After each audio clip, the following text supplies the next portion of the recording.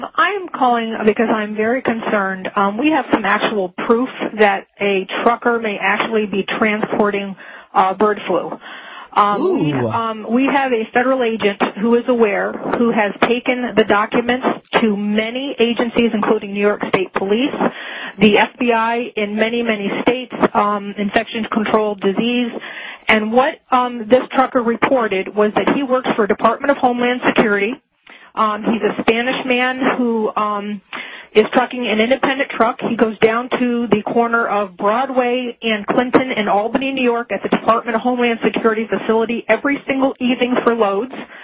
He said there are Raymore and Flanagan's and J.B. Hunt trucks ahead of him loading, that he has taken loads from a silo above Glens Falls. His truck actually was lowered into the ground into a silo. When the truck came out of the ground, he was given a shot in his arm told to protect his family. He transported iced, refrigerated loads to the Pentagon, Baltimore, Maryland, Tucson, Arizona. He was told that he told the federal investigator how he's getting paid through the Bank of America with a number. He walks up to a window. He presents his number. He is taken to a back room and paid in cash. He showed the federal agent $100,000 worth of receipts because he gets $5,000 per load, and he's done as many as 3 loads per day. Okay, now wait, let me just stop you right here because this is amazing information to say the least. Now, perhaps he is transporting vaccines, refrigerated vaccines. Is that a possibility? Anything that has to be iced either has to be an antigen or an antibody. That's all we know. But we know that they gave him a shot to transport it, that they told him it was to protect his family, that it is obviously something that has to be kept refrigerated. He did 1 load for a complete week to Tucson, Arizona and back, but the amount of money that they're paying him under the table through Bank of America, only loading at night. They call him and they ask him to come down to meetings at Department of Homeland Security at 3 o'clock in the morning. They'll ask him how he's doing and send him back home and say, fine, you're okay, go back home. He has other truckers.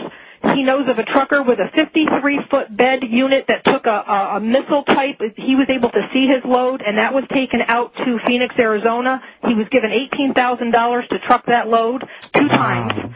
It was 80 tons, and he blew his brakes. The Department of Homeland Security took care of it. He also has been to 2 silos. He's been to many cities with his loads. He's continuously working for Department of Homeland Security, and they are relocating him since the federal agents and the state police were notified. We were notified that he is being relocated to Tucson, Arizona at a base 15 miles below Tucson. And okay, now, let me just ask you, Mary, how did you come upon this information? I can't say. Just what I'm saying already has probably put me in danger, but it is a testimony that many people are aware of and they are doing nothing about it. And some of the high-ups in New York State Police were quoted as saying, it's bigger than both of us, we're not touching it with a 10-foot pole. Oh, my goodness. Wow. And we were told that there were retired New York State troopers that are getting paid 2 and 3 times their salary, that are the tail cars. They're actually in vans in back of these Raymore and Flanagan trucks in these transports, and they are within a mile behind them. So if you ever go down the New York State Thruway and look at these double Raymore and Flanagan trucks that are going west towards Syracuse, which is a CIA front, what they are doing is they have those tail cars in the back, and from what I understand, those are retired state troopers that are escorting those loads. Okay, stay right there because we've got a 4-minute break coming at us. She's given us a lot of facts supporting this. Mary, what do you think all of this means? He actually gave testimony to the names of the people that are running the show. There's a retired 3-star African-American general that's in Albany that's there late at night when he does his pickups. There's another guy named Fatah who is Muslim. There are many white suits. All the truckers, not just him, he named 5 of them, are being paid through Bank of America with their independent numbers. He has a uniform that he wears, which is a light blue shirt with buttons down the front, short sleeve. It says Eastern Connection with a red and orange sewn insignia on the shirt. He has to wear black pants and white sneakers, or they do not allow him to the facilities. He is not allowed to stop the truck once they start it to urinate. They have to either go in urinals or pee in the truck. They are at the end of their transports. They are given a white bag by Department of Homeland Security that they have to put all their belongings in. They are not allowed to chew gum in the cabs of the trucks on the transports. They are escorted when he's been to the Pentagon. There have been people with 45s around their waist in plain clothes that have met the trucks, and also on the slips that he gets paid. His slips say 30 Carner Road, Albany, New York, to 11 Wards Lane, Menands, New York. And he stated that he has been to neither of those locations, but every single one of his trucking slips for which he gets paid says those addresses. Okay, say that again. 30 Carner Road, Albany, New York. How do you spell Karner? 30 Carner Road, Albany, New York, to 11 Wards Lane, Menands, New York. How do you spell Menands? Menands. And he's also been transported by Menands police to the city limits when he leaves the facility with a load, and they turn around at the city limit and return as he progresses on with his transport. Okay, now my question is, why did he begin talking about this, or who did he decide to tell this to? Obviously, he knows that he's not supposed to be telling anybody this information. The impression that I got from the agent that I spoke to, because many people got this, I guess they have sent this to a lot of agencies, is he spoke to someone that he knows personally, and he didn't think he was doing anything wrong. He just thought he had a good gig. I think he just thinks he has a good gig with the government. When he was giving the testimony, it was an innocent testimony, and they did not bring up FEMA trains, bird flu, and any of that because they didn't want to tip him off that, that he might be doing something wrong because these people have their claws in him hour by the hour, all day long. Okay. This man said that the government told them that if he's good to them, they'll be good to him, and that they were going to take him to a place called Sandy Point in Maryland on the water for government people where it's safe when this was over, and then they have since sent him now to Tucson, Arizona with his family to relocate him on base housing, and all he has to pay for is food because this investigator has spoken to him 3 times.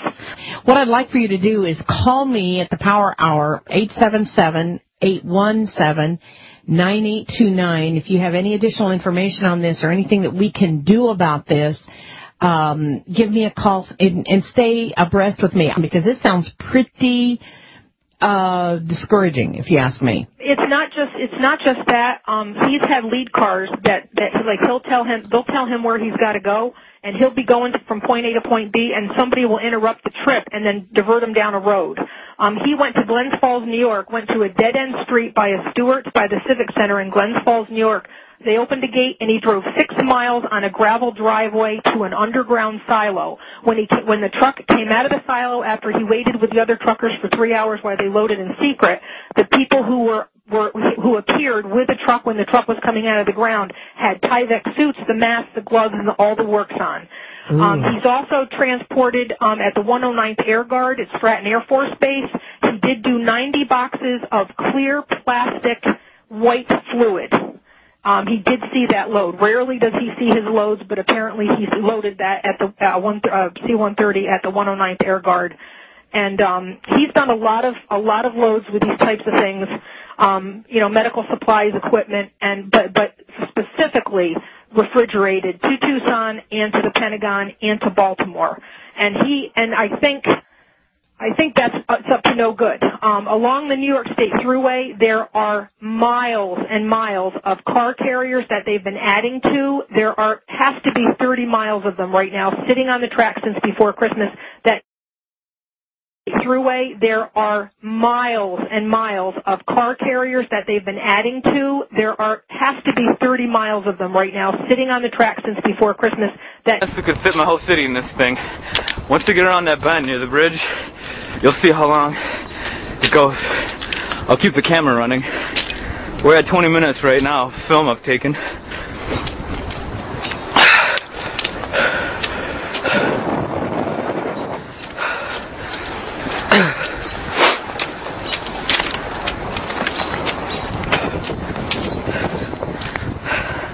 Alright, I'll start jogging.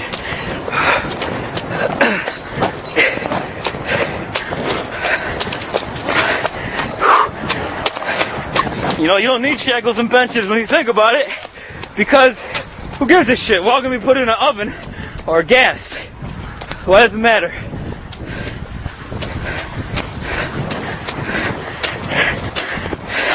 Maybe that's what they're planning. I don't even care.